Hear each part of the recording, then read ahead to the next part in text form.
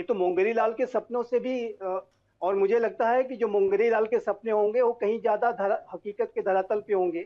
और इस तरीके की बातें सोचना एक ऐसा राष्ट्र के द्वारा कि जो कि चार भागों में विभाजित होने की कगार पे है, आर्थिक रूप से पूरी तरह से बैंकरप्सी की स्थिति में 24 बार इंटरनेशनल मॉनेटरी फंड में जा चुका है और कर्ज का कटोरा लेकर के, और विश्व का जो सबसे बड़ा आतंकवादी ओसामा बिन लादेन पाकिस्तान की मिलिट्री एकेडमी के बगल में रहता हुआ पाया गया था। और यूनाइटेड नेशन सिक्योरिटी काउंसिल के द्वारा डेजिग्नेटेड जितने भी ग्लोबल टेररिस्ट हैं उसमें आधे से ज्यादा अभी भी पाकिस्तान में शरण लिए हुए हैं और पाकिस्तान उसको स्पॉन्सर करता है और सपोर्ट करता है।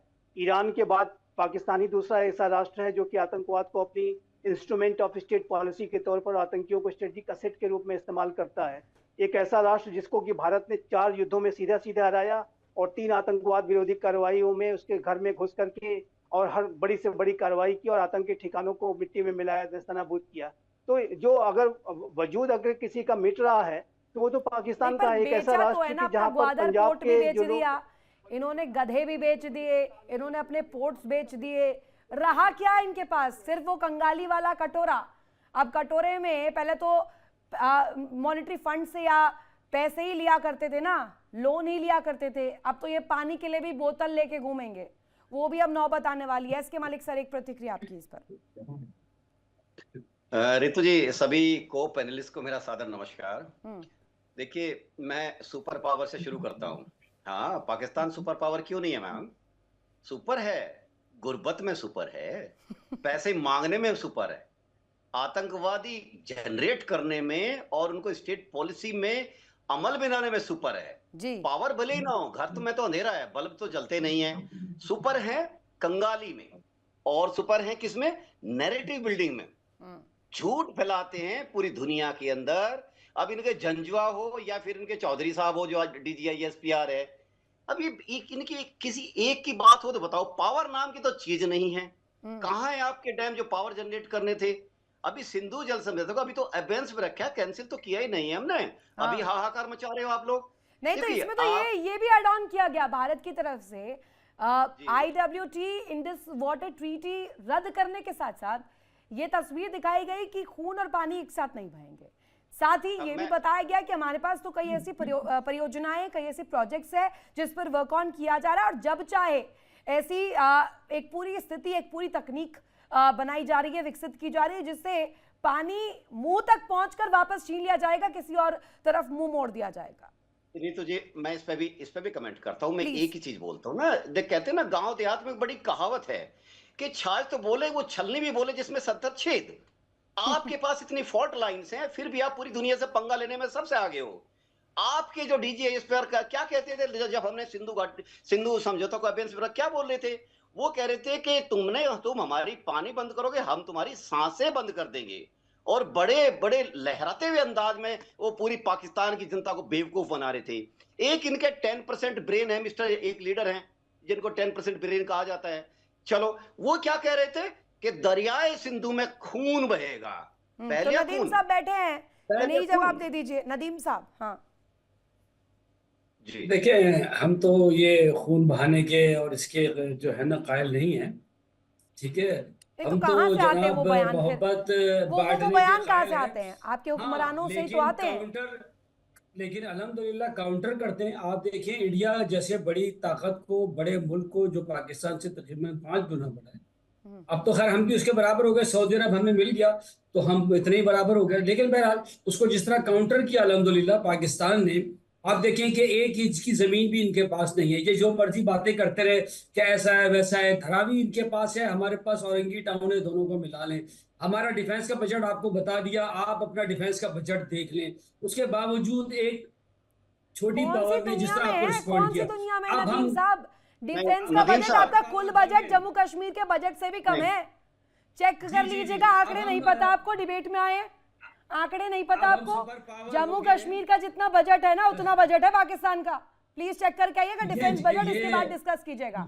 आप वही वाली भाषा बोल रहे हैं ना, कोई ऐसा सगा नहीं है जिसको आपने ठगा नहीं है। सऊदी की बात आपने की, कितना सगे बनेंगे आप, वो भी हम देख रहे हैं। पावर की तरह म्यूचुअल डिफेंस एग्रीमेंट कर रहे हैं और जीसीसी कंट्रीज में तकरीबन तमाम लाइन में खड़े हुए, तुर्की, अच्छा, भाईजान, एक चीज अजरबैजान, बताइए, सबके साथ हमारा नदीम डिफेंस साहब, पैक्ट हो चुका है। इंडोनेशिया, मलेशिया और यू नेम एनी कंट्री आप अपने साथ बता दें, सिवाय मालदीव के, नेपाल के, ये छोटे छोटे नहीं बस नहीं आप नहीं, और सुनिए बातें आप सुने, नदीम साहब, ठीक है सुनो ना। सुनो तो सुनो, बातें करोड़ों की, दुकान पकौड़ों की, तो आपकी दुकान पकौड़ों की और बातें करोड़ों की अरे करते सुनिए हैं। ना, आप सुनिए लोग एक बातें मिनट, तो नहीं, देखें ना यार। अरे पकौड़े नदीम तो साहब खैरात, सुनिए तो, ऐसा है, कॉन्टिन्यूसली बोलने से कोई सही साबित नहीं हो जाता। पकौड़ों के लिए भी पानी की आवश्यकता होती है। पानी है आपके पास, पानी है पकौड़े बनाने के लिए, पानी है, गला सूख रहा है पाकिस्तान में लोगों का। अभी तो अल नीनो नहीं आया है। अरे अल नीनो, हाँ मुझे पता था, आपने पहले ही जब सिप किया था एक, तो मेरे को समझ आ गया था आप इसीलिए लेकर बैठे हैं। ऋतु मैम, कोई फर्क नहीं पड़ता, इसके मलिक साहब, ये जूस पिएंगे, पाकिस्तान की जनता को एक बूंद पानी ना मिले, मेहमान जरूर जूस पीते हैं। पिछली बार पेप्सी भी पी रहे थे, मुझे याद है पिछली मुलाकात नदीम साहब से। नदीम साहब सुनो, सर शुक्रिया, सुनो सुनो सुनो, आप याद रखते हैं। सुनो, मैं याद रखता हूं, मैं आपकी रिवॉल्वर भी मुझे याद है। आपकी रिवॉल्वर से डर के मैं 1 महीने तक टीवी पे नहीं आ पाया, बहुत डर लगा आपकी रिवॉल्वर से। जो साइड में रिवॉल्वर रखते हैं ना, सर वो दिखाते हैं। मैंने तो नहीं नहीं, रिवॉल्वर फेंकी थी कि आए दोस्ती करें सर। फिर सर भी ईमान से मैंने फिर तो भी कहा मैं था आपको दोस्ती एक कर। कॉम्प्लीमेंट देना चाहता आप हूं सीनियर कि हैं, आप, देखिए आप लोग सीनियर है, तीनों चलिए इंजीनियर हैं, एक कॉम्प्लीमेंट मैं ले तो लीजिए, एक जूनियर। कॉम्प्लीमेंट ले लीजिए। देखिए आप सर क्या है, आप थोड़ी बहुत सच बातें स्वीकार कर लेते हैं, और मैं आपकी बातें से थोड़ा सा एक कदम आगे चलता हूं।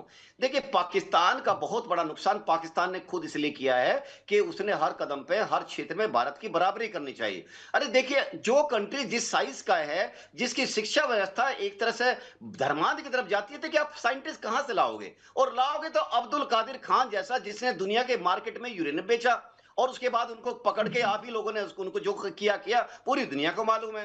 आप देखिए, आप जब किसी चीज से खरीदते हो ना, आप मांगने जाते हो, मांगो मत करो, आप किसी चीज के लिए एग्रीमेंट किया करो। सऊदी अरब का एग्रीमेंट सर है, जो कहां था, 2.5 चीज महीने तक आप आपके चुप बैठे थे। साइंटिस्ट ने नहीं बनाई, नहीं, हमने भी बनाई, सुनो जो आपके सुनो, साइंटिस्ट ने मैं बनाई, शांत हो हमने जाऊंगा। बनाई, ठीक है। आपने अच्छा मेरी न्यूक्लियर बहन बम तो बनाया, है, हमने न्यूक्लियर बनाया, आपने बैलिस्टिक बनाया, हमने बैलिस्टिक, क्रूज, हाँ गलगोटिया यूनिवर्सिटी की तरह कुत्ते नहीं बनाए, चाइना के कुत्ते लाकर नहीं बेचे हमने सर। गलगोटिया नहीं नहीं यूनिवर्सिटी की नहीं, तरह गधे चाइना के गधे कुत्ते बेच लाके सकते नहीं हो बेच आप, रहे तो कुत्ते भी बेच हम सकते अपने हो। बना रहे।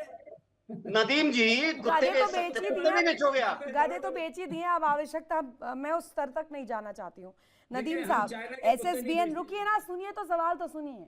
SSBN सिस्टम हो, बैलिस्टिक मिसाइलों से लैस ये परमाणु पनडुब्बियां हो, जो आप चाहते थे कि चाइना आपको दे दे, और जिसके बलबूते आप कूद रहे थे, पाकिस्तानी कूद रहे थे, आपके हुक्मरान, आपके जो हुक्मरानों की तरफ से बयान सामने आ रहे थे, वो कम से कम अब तो क्लियर हो चुका है कि आपको क्लियर नो मिल चुका है, आपको नहीं दिया जाएगा।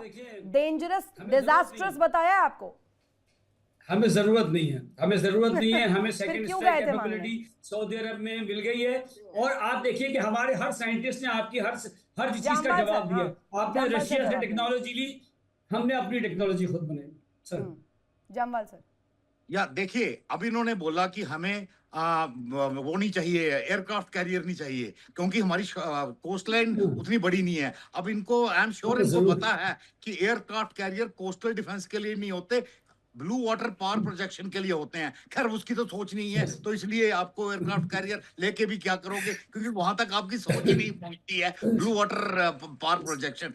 But I am sure major Nadeem, ये तो आपको पता है ना कि कोस्टल डिफेंस के लिए नहीं होते। चलो एनीवे, इसी प्रकार आपने सर असल में हमारी कोस्टल में छुपाने की जगह नहीं है, आप तो छुपा लेते हैं। जब हमारी नेवी निकलती है, आप विक्रांत को छुपा लेते हैं। आप अरे ग्वादर में आपके पास डीप पोर्ट है। अच्छा दूसरा, की जगह नहीं है, तो आपको हर चीज छुपा के रखनी पड़ती है। अरे हमारे तो ओपनली घूम रहे हैं भाई, हमारे तो इस वक्त गल्फ में घूम रहा है, INS विक्रांत घूम रहा है, ठीक है ना, तो हमें छुपाने की जरूरत नहीं है। चलो एनीवे, अभी इन्होंने करी सबमरीन्स की बात।